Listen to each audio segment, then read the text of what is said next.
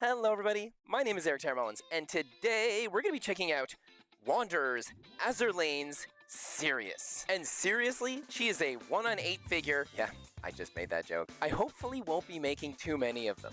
And while some of us that really love Sirius think that she probably deserved to be a 1/7, let's go over this 1/8 and Wander of all companies to do it. I'm not particularly a huge fan of Wander. Some of their past figures have been riddled with quality control issues and not necessarily the best bang for your buck.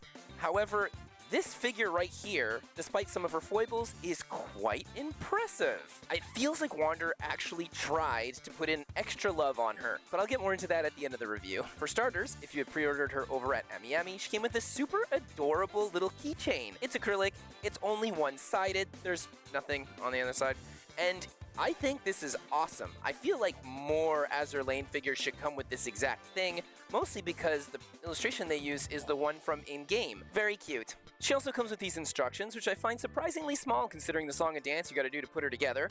And put her together you must. Can you strip the rigging from this figure? Yes. However, I am really not confident in her ability to stand tall and not lean over the years. I just don't buy it. This base plate is extremely boring. They put this nice carved out little border along the bottom, but it's a cheap, thin plastic, and it's all black, matte. Like, this would have benefited so much from looking like water. It would have been awesome, but, you know, I say that about almost every Azur Lane figure. I just think water base plates would look cool. It's just that for the most part, water base plates would fit them perfectly, especially when they're all rigged up like this. Underneath, you can see where all the little plastic pieces are interconnecting, and you do have to be careful moving her around. She doesn't wobble particularly that much, so good on you, Wanderer. You did a very solid job at putting this figure on the base. Of course, that probably has to do with this thick metal peg along the back. I mean, it's almost big enough that you could think she dances around it. No, Sirius doesn't do that kind of thing. She's an elegant, high-class, adorable maid. Her left leg is pegging into this chunk of plastic that is actually coming out of the base. It doesn't look particularly nice. Her shoe is cute. I like the fact that we get some of the boat rudders in the back as the heels. Very nice. For her right foot that's raised, it's kind of nice that we get to see a bit of underneath her shoe here. But again, I would have liked to see maybe some tread under this foot. However, it's not terrible, and because she does slide along the water with them, I guess it kind of makes sense that there doesn't need to be too much tread. Maybe it should be slick. My one issue on here is something that's going to be a repeating issue I have throughout the entire figure, is the lack of gloss. We get matte, and we get so much matte that it's flat and kind of boring, despite it being very well sculpted. The feet and the legs in general are very small and dainty, decently sculpted and well painted, though we don't get that many highlights, mostly shading, which is everything you're going to see on this figure, but she is a 1/8, and that's kind of par for the course. As we go up her left leg, she has this cute little red ribbon. This has a little bit of shading on it as well, and it's pretty well painted around the top part of her thigh high. As for the bent knee, this thing looks great. Knee is very well sculpted here as well. The sculpt work is very nice on this figure, and the paint job is decent. We then go into her shapely thighs, where we get a very minor amount of shading here, mostly up near her undergarments, where they're decently sculpted. Very decently. But it's not something that you necessarily see despite her skirt flowing in the wind and the breeze because of the fact that we do have a big pole in the way and her rigging really hides a lot of this. So if you get the version without all of this, you get to see kind of everything, but at the same time, the leaning. I have no proof to back this up, I just have years of experience.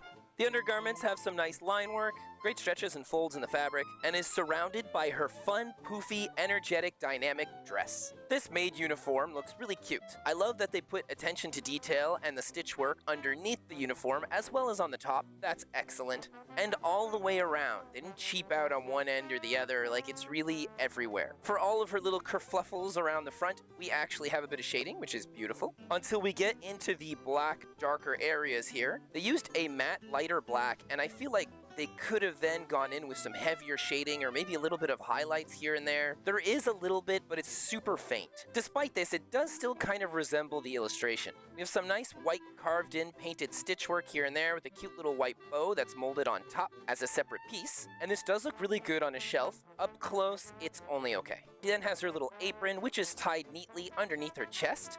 It kind of flips up around the front. I feel like it flips up a little too much, but I don't know, it's not super bad, it's okay. There's a ton of stretches and folds in the fabric for this thing. I would almost argue that there's too much here, especially considering it's all matte like the matte we get everywhere else in this figure, so it doesn't feel like it's a different texture or a different type of material. The belted material that we get surrounding her apron here and going around her body is okay, though it kind of feels like it's sectioning off her body as if it's two different parts that they glued together after the fact. The pieces don't feel 100% like they go into one another, or they just weren't painted completely to go up and under. So that's a little bit of a disappointment, though this could be a minor quality control issue for my figure. Then we follow these lovely kerfuffles up onto her chest, where we have a massive... The best boob bag here. That's right, Marin. Her boob bag is super huge and goes down extremely low. A low-cut boob bag. We get a little bit of shading here and there on it. The black lines that go down the center are nice. They look more polished than I would have expected. Where we get little kerfuffles around the top. Beautiful stretches in the fabric here, with some nice shading around the front to really make those stretch lines pop.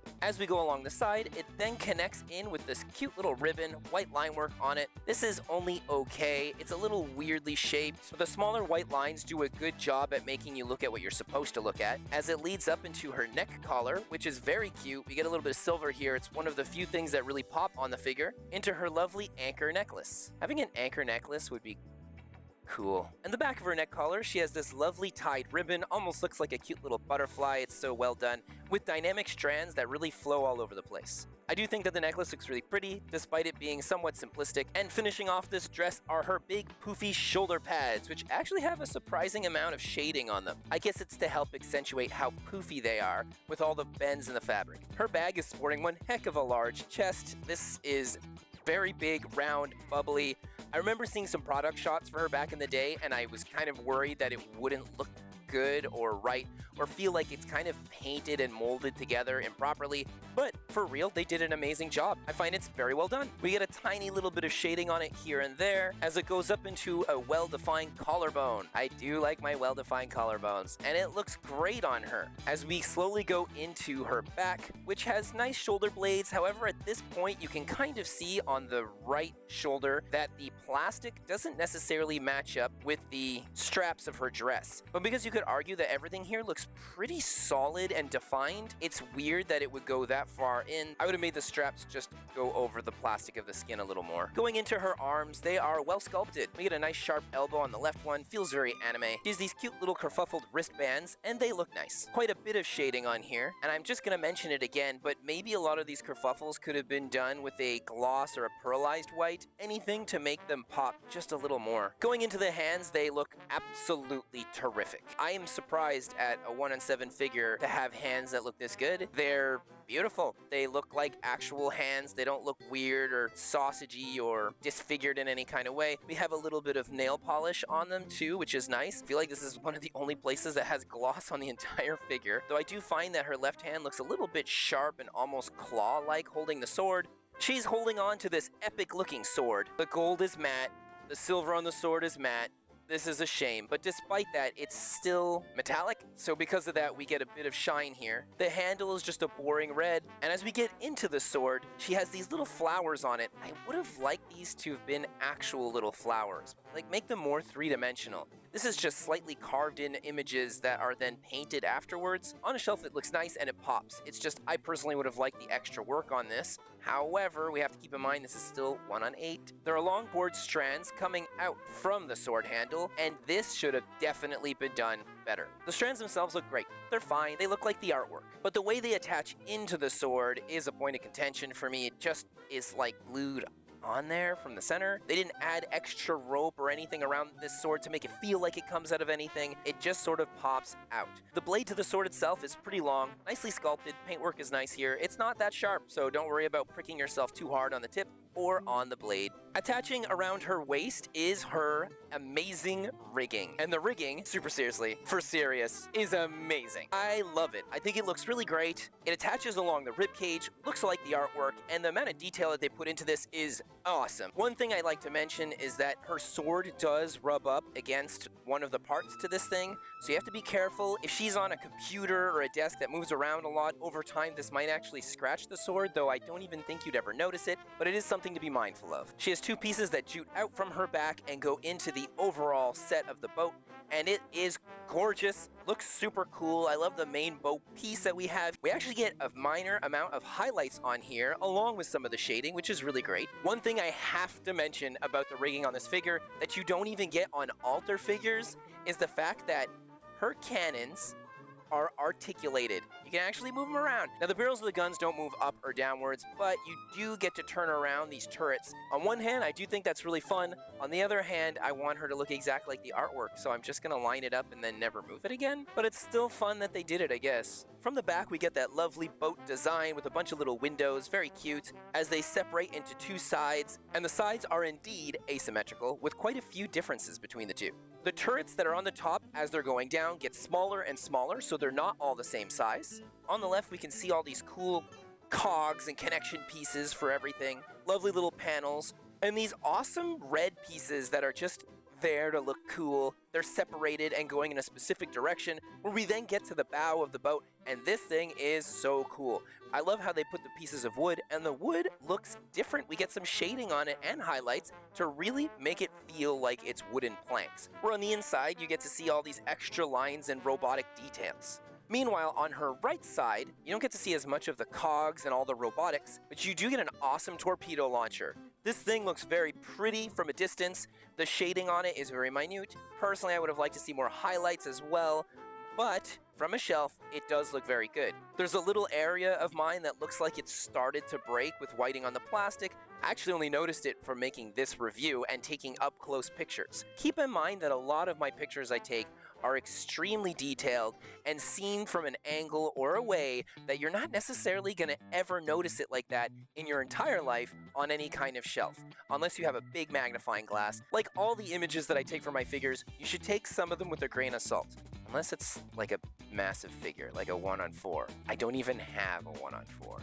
I should get a 1-on-4. I'm going off topic. She has this lovely plating that's going behind these torpedoes, plugs into the same type of circular attachment that she has on her left side. Unfortunately, the torpedoes look like they could rotate. They do not. This might have been a fun one to move around. On the right side, we have double the amount of these little panels that are underneath, where then we have the same reddish hooks, but coming down in a different manner. And unfortunately, mine definitely has a quality control issue here with the paint applications. Inside a lot of the design work on this rigging, they paint it with a darker gray, so that way things pop a bit more. But my top red piece here doesn't have that paint work. Kind of unfortunate, especially since it's the one on the top, so it's one that I see more than the other. We have a nice wooden top of the boat here once again, with slight differences being that we don't have that circular apparatus in the top. Her head actually goes into her neck. You can see the seam line, but it's extremely minute, and it's not easy to see considering how low she's looking down with her head and the way that her haircut kind of surrounds everything. It's very well hidden. Her face is so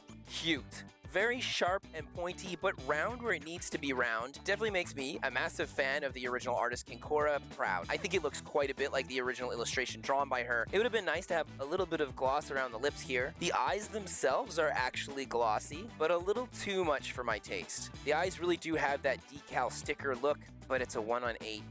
Personally, I would have had the decal for the eyes be a little redder, stick out a bit more, and so that way it kind of pops like the rest of the pieces of red that we have on her. Her face is really small and cute. I really like it. Her hair is big, wide, wavy, all over the place, decently sculpted. However, the paintwork afterwards, Sirius has white hair. This looks gray.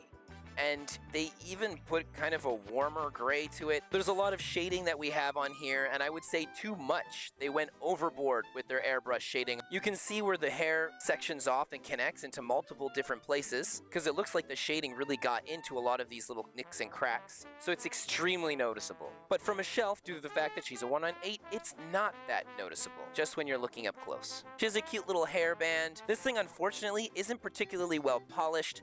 Though the top of it is a nice silver, the metallics are a nice break from the rest of the matte that we have on this figure. We have some lovely lace going along the front of it with a couple of paint apps until it reaches a nice little black tied up ribbon along the side of her head. These ribbons look nice, no shading. Upon her release, she was going for 23,500 yen.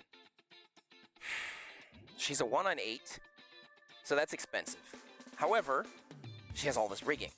So the rigging's really well done. It doesn't feel cheap, and I guess it kind of makes sense with her price point, especially when you compare with, let's say, an altar figure that has rigging that's almost double the price of this, if not more. So I do think that what you're getting here and the price point that you're paying for her is definitely on par with other figures of a similar nature. So I'm not saying she's expensive, but I'm not saying she's cheap.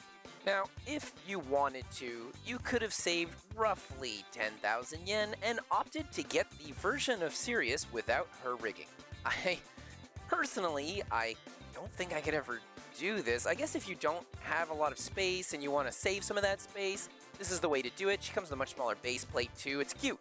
One of the main attractive factors to Azur Lane is the fact that these are boat girls, and it's lovely to see the rigging, especially nowadays that we seem to be getting less and less of it as time goes on, because I understand the high price point that is stamped onto these figures when they add all of these boat parts. I don't understand how this thing isn't gonna lean. If any of you out there have this figure, please write so in the comment section. Is she leaning over the years? I don't understand.